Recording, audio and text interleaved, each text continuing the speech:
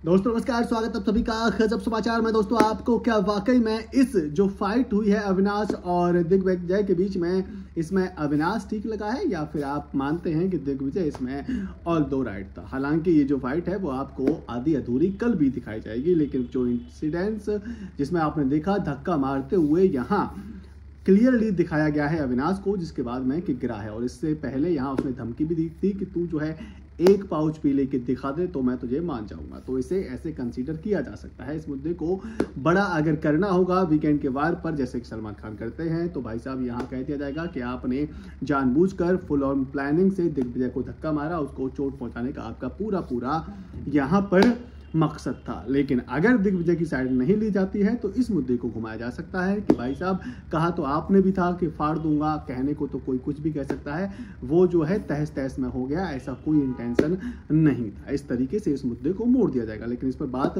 जरूर होनी चाहिए और एक्चुअल में इस पर यहाँ अविनाश को फटकार लगाई जानी चाहिए और वो भी तंगड़ी वाली फटकार लगाई जानी चाहिए। लेकिन दिग्विजय जिस तरीके से इसमें लड़ रहा है वो जो है यहाँ बिग बॉस से गुजारिश नहीं करता हुआ नजर आ रहा, जो कि कहीं ना कहीं एक आप कह सकते हैं कि ग्रेट पहल है। यहाँ टास्क को टास्क की तरह लिया जा रहा है, लड़ाई को लड़ाई की तरह लिया जा रहा है, क्योंकि आप देख रहे होंगे कि कल आने वाले प्रोमो में यही फाइट सेम दिखाई जा रही है। इसमें दिग्विजय एक बार भी बिग बॉस से अभी तक ये कहता हुआ नजर नहीं आया है कि बिग बॉस आप एक्शन लीजिए, जो कि यहाँ अविनाश कहता हुआ नजर आया था जब उसके नाखून लगे थे चेस्ट पर, जहां सारा ने लगाए थे। तो यही फर्क होता है रियल इंसान और फेक इंसान में। जो फेक कर रहा होता है उसको पता होता है कहाँ क्या करना है, किस तरीके से बिग बॉस से गुजारिश करनी है।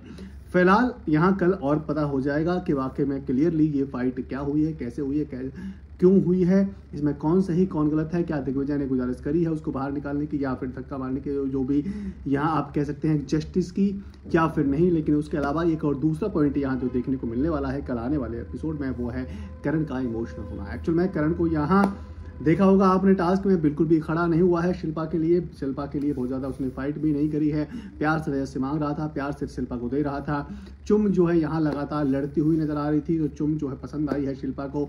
हालांकि इसे आप ऐसे भी देख सकते हैं कि जब शिल्पा को मौका मिला है तब उसने अपॉर्चुनिटी बीपीएन को दी है, तो फिर करण खड़ा क्यों हो। लेकिन इसके बावजूद भी करण जो है यहाँ भावुक होता हुआ नजर आ रहा है। वो कह रहा है कि यार मेरे साथ में कुछ ऐसा ही हुआ है पास्ट में भी, मेरी पर्सनल लाइफ में भी, कि मैं जो है लोगों के साथ में खड़ा नहीं रहा हूँ। इसमें यहाँ देखना ये होगा कि आखिर और ऐसा कल क्या हो रहा है, क्योंकि इस पर अभी क्लियर कुछ कहा नहीं जा सकता है। बहरहाल फिलहाल आपने एक और चीज देखी होगी, इसमें यहाँ दोगलापन विपिन जी का देखने को मिला था, जहाँ रजत जब कह रहा था कि भाई मेरी वजह से आप दिग्विजय की वजह से आप मुझे क्यों डिस्क्वालीफाई करोगे, जिसमें कि यहाँ विपिन का कहना था कि अगर उसने ऐसा करा तो फिर तू भी करेगा।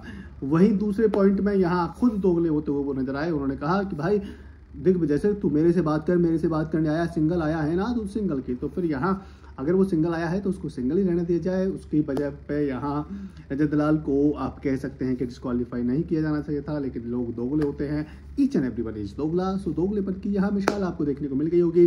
फिलहाल देखते हैं कि आखिर यहाँ पर हुआ क्या है फाइट में। भाई बात करें यहाँ पर टाइम ऑफ गॉड की, टाइम ऑफ गॉड क्लियरली बनता हुआ नजर आ रहा है रजत दलाल, क्योंकि उसके पास में कई सारी चाय की पत्तियां, कई सारी चाय के पैकेट उसके यहाँ पर बकेट में हैं। तो इस पर आपकी क्या राय है? आपकी राय हमें कमेंट करके दे सकते हैं। साथ ही अगर आपको हमारे द्वारा दी गई जानकारी पसंद आई है, वीडियो को लाइक कर दीजिए, शेयर कर दीजिए। बिग बॉस की खबरें पाने के लिए चैनल को आप सब्सक्राइब भी कर ही सकते हैं।